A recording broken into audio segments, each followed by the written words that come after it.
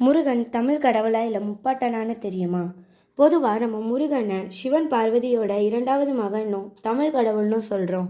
ஆனால் உண்மையாகவே முருகன் அப்படிங்கிறவர் ஒரு குறிஞ்சி நில தலைவன் அப்படின்னும் மலையும் மலை சார்ந்த இடத்தையும் ஒரு மன்னனாக மக்களை வழிநடத்தி கொண்டு போன ஒருத்தர் அப்படின்னு சொல்கிறாங்க. ஆனால் பல புராணங்களில் சொன்ன ஒன்று உழவு அப்படிங்கிறத முருகன் தான் அறிமுகப்படுத்தினாருன்னு சொல்கிறாங்க.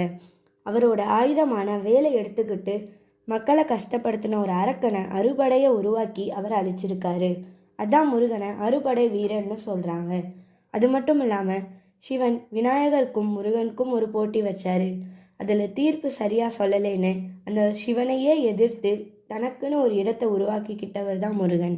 அது மட்டும் இல்லாமல் முனிவர்கள் முருகனை பற்றி என்ன சொல்லியிருக்காங்கன்னா, முருகன் ஒரு வெற்றியின் கடவுள் மற்றும் தேவர்களோட தளபதினு சொல்கிறாங்க. இன்னும் பல விஷயம் முருகனை பற்றி தெரிஞ்சுக்கணுன்னா நம்ம சேனலை சப்ஸ்கிரைப் பண்ணிடுங்க.